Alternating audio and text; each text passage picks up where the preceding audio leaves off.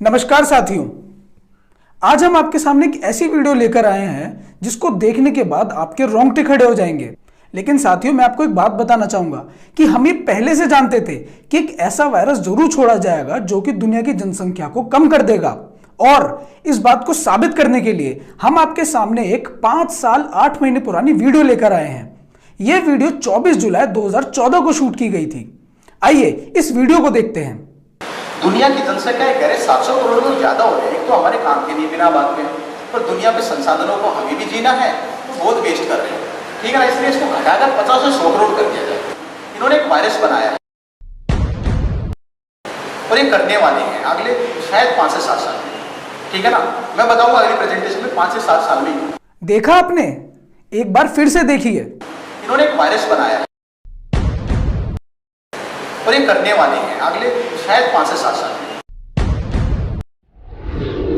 सुना आपने क्या कहा उन्होंने यह कहा कि ये जो लोग दुनिया पर शासन करना चाहते हैं, यह लोग पूरी दुनिया की जनसंख्या को कम करने के लिए आज से 5 से 7 साल बाद एक वायरस जरूर छोड़ेंगे। यह वीडियो आज से 5 साल 8 महीने पुरानी है। आप इस बात पर ध्यान दें कि लेखक ने 2 से 3 साल नहीं बोला और ना ही 10 से 12 साल बोला, बल्कि बिल्कुल सटीक 5 से 7 साल बोला। इसी वीडियो में आगे चलकर लेखक और भी कई आश्चर्यजनक खुलासे करते हैं जिन्हें हम अभी वीडियो में आगे आपको दिखाएंगे। मैं जानता हूं कि आप में से बहुत से लोग ये सोच रहे होंगे कि आज से 6 साल पहले कोई ऐसी भविष्यवाणी कर कैसे सकता है और उसे इस बारे में पता कैसे लगा। तो साथियों, ऐसा कुछ नहीं है कि उस व्यक्ति को एक रात को सपना आया हो कि आज से 5 से 7 साल बाद कोई वायरस फैलाया जाएगा। उन्हें यह बात इसलिए समझ आ गई थी क्योंकि पूरी दुनिया की व्यवस्थाओं का अध्ययन करने के बाद उन्हें यह समझ आ गया था कि आखिर ये दुनिया चलती कैसे है। और उसके बाद ही उन्होंने बैंकों का मायाजाल पुस्तक लिखी ताकि हर व्यक्ति समझ सके कि ये दुनिया चल कैसे रही है और कौन इसे चलाता है। सिर्फ इतना ही नहीं, तो उन्होंने ये भी बताया कि कोरोना वायरस तो सिर्फ एक टेस्ट वायरस है। टेस्ट वायरस मतलब कि ये वायरस सिर्फ इसलिए फैलाया गया है ताकि पता लग सके कि ये कितने लोगों तक फैल सकता है और देशों की सरकारें किस प्रकार प्रतिक्रियाएं देती हैं ऐसे वायरस के फैलने पर। उन्होंने ये भी बताया कि इस वायरस से तो केवल 1 से 2 करोड़ लोग ही मरेंगे, लेकिन उन लोगों के पास ऐसे भी वायरस हैं जिससे लगभग 300 से 400 करोड़ लोग भी मारे जा सकते हैं। मैं जानता हूं कि आप लोग ये जानना चाहेंगे कि आखिर ये लोग हैं कौन जिन्होंने इस वायरस को फैलाया है। तो ये जानने के लिए तो आपको बैंकों का मायाजाल किताब पढ़नी ही पड़ेगी। यह किताब कोई साधारण किताब नहीं है। इस किताब को पढ़ने के बाद आपके पैरों तले जमीन खिसक जाएगी। इस दुनिया को देखने का आपका नजरिया ही बदल जाएगा। जब ये किताब देश के समाज सेवी अन्ना हजारे जी ने पढ़ी तो उन्होंने यह कहा कि यह किताब देश के युवाओं को पढ़ना बहुत जरूरी है। पूरी पीठ के शंकराचार्य निश्चलानंद सरस्वती जी ने भी इस किताब को पढ़ने के बाद इस किताब पर अपना वक्तव्य दिया है। देश के एक चर्चित पत्रकार विनीत नारायण, जिन्होंने हवाला कांड का खुलासा किया था, उन्होंने जब ये किताब पढ़ी तो उन्होंने यह कहा कि यह अद्भुत किताब 125 करोड़ भारतीयों की आंखें खोल देगी। इतना ही नहीं, देश के प्रमुख अखबार जैसे अमर उजाला, पंजाब केसरी और उत्तर भारत के और भी कई अखबारों में इस किताब पर लेख छपे हैं। इस किताब के लेखक भी कोई साधारण आदमी नहीं है। लेखक ने IIT दिल्ली से बीटेक किया है और बीटेक करने के साथ साथ ही लेखक ने दुनिया की अर्थव्यवस्था और दूसरी व्यवस्थाओं को समझकर इन लोगों पर अध्ययन किया। उसके बाद ये किताब लिखी। इस किताब को पढ़ने के लिए आप bankjal.com पर जा सकते हैं। आइए अब इस किताब और कोरोना वायरस फैलने के पीछे के संबंध को समझते हैं। कोरोना वायरस फैलने के पीछे अर्थव्यवस्था का एक बड़ा खेल है। आप खबरों में देख रहे होंगे कि जब से लोगों ने कोरोना वायरस का नाम सुना है, तब से ही दुनिया भर के शेयर बाजार, फैक्ट्रियां और छोटे बड़े सभी काम धंधे ठप पड़ गए हैं। सेंसेक्स बिल्कुल नीचे आ चुका है। लोग बेरोजगार हो चुके हैं। शेयर बाजार के अंदर जितने भी लोगों ने अपना पैसा लगाया था, उनका हजारों करोड़ों रुपए डूब गया है। शेयर बाजार के अंदर लोगों के शेयरों की कीमत कौड़ियों के भाव आ चुकी है। तो क्या बाजार के इस तरह डूब जाने में भी किसी का फायदा हो सकता है क्या? बिल्कुल होता है। अर्थशास्त्री लैरी बेट्स बताते हैं कि संपत्ति कभी भी नष्ट नहीं होती है, वो बस एक हाथ से दूसरे हाथ में चली जाती है। किसी का नुकसान हमेशा किसी दूसरे का फायदा होता है। जैसा कि आप सुनते होंगे कि बाजार के अंदर 8 लाख करोड़ रुपया डूब गया, तो असलियत में ये पैसा डूबता नहीं है, वो बस किसी दूसरे के पास ट्रांसफर हो जाता है। तो कोरोना की वजह से आई मंदी में संपत्ति का जो नुकसान हुआ वो किसको ट्रांसफर हुआ है? आइए इसे समझते हैं। आप शायद ये बात नहीं जानते होंगे कि दुनिया के अंदर मंदी कभी भी अपने आप आती नहीं है, हमेशा लाई जाती है, जिसके अंदर इन बैंक्स का बहुत फायदा होता है। हम देश के इन छोटे मोटे बैंक्स की बात नहीं कर रहे हैं, हम उन इंटरनेशनल बैंक्स की बात कर रहे हैं जिनके पास अपार संपत्ति है। इन बैंकों के मालिक बैंकों के माध्यम से ही पूरी दुनिया को अपने इशारों पर नचाते हैं। सबसे पहले तो ये लोग बैंकों के माध्यम से ही दुनिया के अंदर मंदी लेकर आते हैं, जिसके बाद आम लोग अपनी मेहनत की कमाई हुई संपत्ति को बहुत सस्ते दामों पर बेचने के लिए मजबूर हो जाते हैं। जैसे ही ये संपत्ति का दाम कौड़ियों के भाव आ जाता है, ये बैंकर्स इन्हें खरीद लेते हैं। फिर कुछ समय बाद जब मंदी का दौर खत्म होता है तो इन्हीं संपत्तियों के दाम फिर से ऊपर आने लगते हैं। तब इन बैंकर्स को बहुत फायदा होता है। ऐसे ही किसी का नुकसान किसी का फायदा बन जाता है। अब कोरोना वायरस के अंदर डूबी हुई संपत्ति के साथ भी कुछ ऐसा ही हुआ। भारत के साधारण लोगों का पैसा अब इन गुमनाम लोगों के पास चला गया है। अब आप लोग ये बोलते हैं कि हमें ये सब कैसे पता? तो भाइयों, बैंकों का मायाजाल किताब के लेखक ने तो ये बात बहुत पहले बता दी थी कि मंदी और महंगाई कभी भी अपने आप नहीं आती है, हमेशा लाई जाती है, ताकि कैसे पैसा आपकी जेब से उन लोगों की जेब में चले जाए। इसीलिए 6 साल पहले उन्होंने बात बोली कि एक वायरस जरूर छोड़ा जाएगा जिससे इन लोगों के 2 मंसूबे पूरे होंगे। सबसे पहला तो ये कि दुनिया की जनसंख्या कम होगी, और दूसरा ये कि जब कोरोना वायरस की वजह से दुनिया के अंदर मंदी आएगी तो उसके बाद दुनिया के देशों को इस बात पर लेके आने के लिए कि दुनिया को अब एक केंद्रित या फिर एक सेंट्रल अर्थव्यवस्था की जरूरत है। और आप देख लेना, कुछ महीनों बाद ये बात भी उठने लगेगी कि अगर दुनिया की अर्थव्यवस्था को बचाना है तो दुनिया को एक सेंट्रल अर्थव्यवस्था की जरूरत है। ये सब करके इन लोगों का सिर्फ एक ही सपना है, वन वर्ल्ड गवर्नमेंट बनाने का, यानी कि दुनिया की एक सरकार बनाने का, और जिसकी शुरुआत होती है वन वर्ल्ड बैंक से। हमारी बात पर यकीन नहीं आ रहा तो ये वीडियो देखिए। इनका परम उद्देश्य क्या है? परम उद्देश्य है एक विश्व की सरकार, वन वर्ल्ड गवर्नमेंट, जिसपे एक वंश का शासन चलेगा, जो मैं अगली प्रेजेंटेशन में दूंगा थोड़ी देर बाद। वो कहता है जेम्स वॉरबर्ग, ये एक बैंकिंग उसका मालिक था, बैंकिंग फैमिली है। तुम इसे पसंद करो या नहीं, एक विश्व सरकार बनेगी। तुम्हारी मर्जी से नहीं है, पसंद करो या नहीं, बनेगी। सवाल सिर्फ इतना है कि प्यार से बनेगी या पिटाई से बनेगी। सवाल सिर्फ इतना है कि प्यार से बनेगी या पिटाई से बनेगी।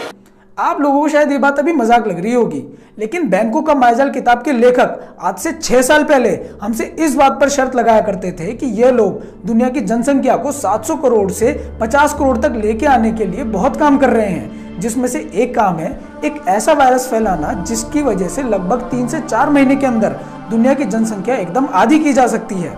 उस समय तो हमें इनकी इस बात पर यकीन नहीं आता था, लेकिन आज हमें उनकी इस बात पर यकीन करने पर मजबूर होना पड़ा है।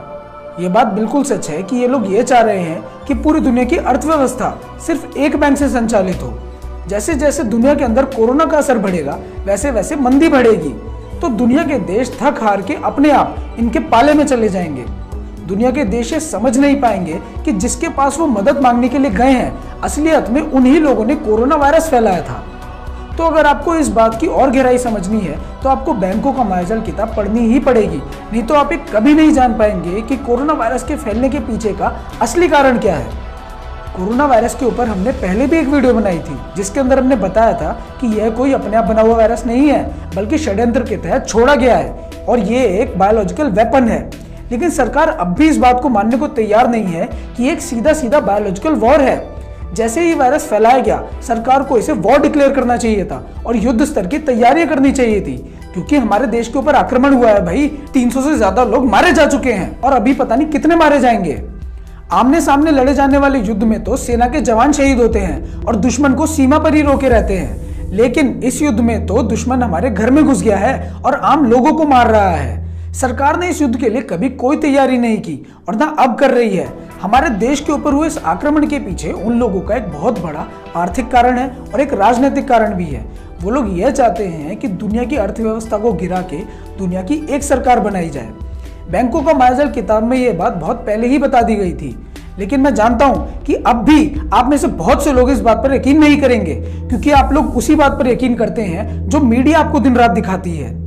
सरकार ने जो थाली बजाने का, ताली बजाने का या फिर मोमबत्ती जलाने का जो कार्यक्रम किया, देश के लोगों के अंदर आत्मविश्वास जगाने के लिए सब ठीक था, लेकिन क्या सिर्फ आत्मविश्वास से ही इस चीज से लड़ा जा सकता है?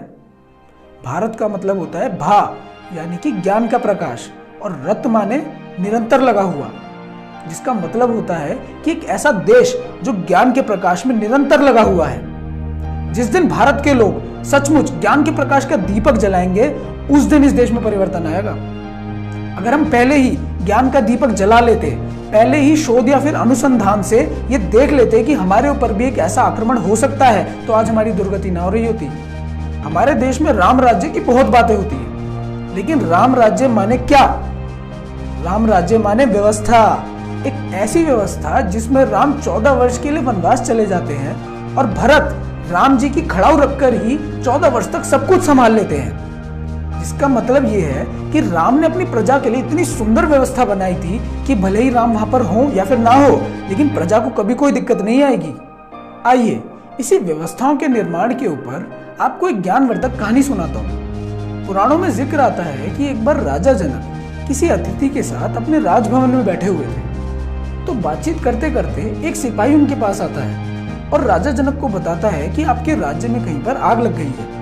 तो राजा जनक उसकी बात सुनते हैं और कह देते हैं ठीक है भाई चले जाओ। सिपाही चले जाता है। तो सिपाही और राजा जनक की बात सुनकर वहां पे जो अतिथि बैठा था वो राजा जनक से बोलता है कि भाई आपके राज्य में आग लगी है, आपको वहां पे जाकर देखना चाहिए, उस आग को बुझवाना चाहिए, आप यहाँ आराम से बैठे हुए हैं। तो राजा जनक उसे कहते हैं कि भाई इस आग के लगने से बहुत पहले मैंने चिंतन कर दिया था कि अगर मेरे राज्य में कहीं पर आग लगेगी तो मुझे क्या क्या करवाना है। मैंने पहले ही ये व्यवस्था बना दी थी कि भाई कौन कहाँ से पानी लेकर आएगा, कौन आग को फैलने से रोकेगा और कौन उन लोगों को बचाएगा जो आग में फंस गए हैं। मैंने सबको अपनी अपनी जिम्मेदारी दे रखी है, सबको पता है कि मुझे क्या करना है। मेरे वहां पे जाकर देखने से या फिर वहां पे जाकर खड़े हो जाने से कुछ नहीं होगा। और थोड़ी देर बाद आग वो बुझ भी गई। तो साथियों इसे कहते हैं भारत। इसी व्यवस्थाओं बनाने के काम को ही कहते हैं भारत। ये नहीं कि अरे कोरोना आ गया चलो अब इससे लड़ते हैं। अरे कोरोना आ सकता है, ये सोच के पहले ही व्यवस्था बनानी पड़ती है। इसीलिए साथियों ज्ञान का दीपक जलाना पड़ेगा, भारत को खड़ा करना पड़ेगा और भारत को खड़ा आप करेंगे, हम करेंगे। अरे दिए और मोमबत्तियां तो बहुत जला ली, अब संकल्प लेते हैं कि आप और हम मिलकर ज्ञान का दीपक जलाएंगे। अगर आप देशभक्त हैं तो सिर्फ 3 काम कर दीजिए।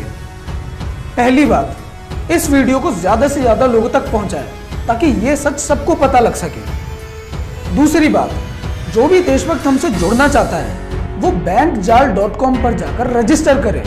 रजिस्टर करने के लिए bankjaal.com पर जाएं। साइट खुल जाने के बाद हमसे जुड़े के ऑप्शन पर क्लिक करें। यहाँ पर आपको फॉर्म दिखाई देगा। आप फॉर्म को हिंदी या फिर अंग्रेजी किसी भी भाषा में भर सकते हैं। फॉर्म के अंदर पूछी गई पूरी जानकारी को ध्यान से भर दें। फॉर्म भर जाने के बाद फॉर्म को सबमिट कर दें। फॉर्म को सबमिट कर देने के बाद आपको अपने फोन के स्क्रीन पर एक नंबर दिखाई देगा। उस नंबर को अपने फोन में भारतीय परिवार के नाम से सेव कर लें और उस नंबर पर एक मिस कॉल जरूर दें। तीसरी बात, बैंकों का मायाजाल किताब जरूर पढ़ें जो कि आपको bankjaal.com पर ही मिलेगी। अगर ये 3 काम आपने कर लिए तो मुझे पूरा यकीन है कि आप और हम मिलकर बहुत जल्द एक सुंदर व्यवस्था बना लेंगे और ये दुष्ट लोग जो कोरोना वायरस फैला रहे हैं इनके विरुद्ध भी एक ताकत खड़ी कर लेंगे ताकि भविष्य में हमारे ऊपर ऐसा कोई भी आक्रमण ना होने पाए, और अगर हो तो हम बहुत सरलता से उसको जीत भी पाए। आपके और आपके परिवार की शुभकामना के साथ विदा लेता हूँ।